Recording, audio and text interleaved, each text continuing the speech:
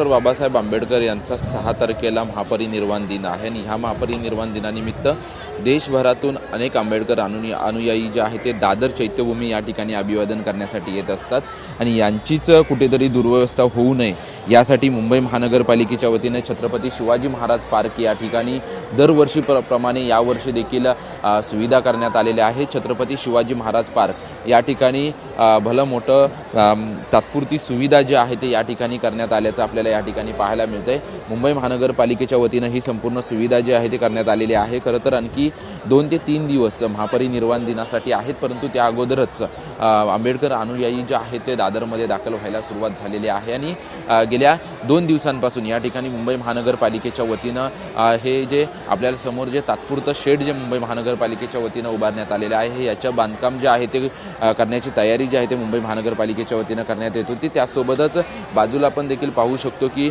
जे आंबेडकर अनुयायी येतील त्यांच्या सर्व खानपानाची व्यवस्था त्यासोबतच पाण्याची व्यवस्था हे सर्व तयारी जी आहे ती देखील तयारी करण्यात आलेली आहे।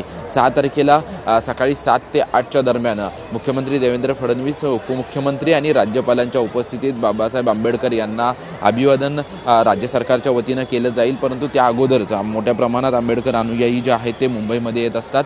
मोठ्या प्रमाणात गर्दी जी आहे ते मोठ्या प्रमाणात होत असते आणि यांचीच दुर्व्यवस्था होऊ नये आणि यांना कोणताही त्रास होऊ नये यासाठी मुंबई महानगरपालिकेच्या वतीनं वारंवार जे आहे ते तयारी केली जाते।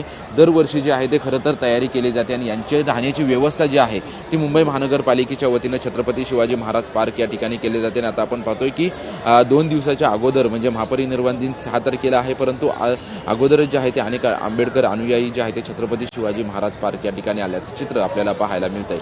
कॅमेरामॅन योगेश गुरवसह निवृत्ती बाबा, TV9 मराठी, मुंबई।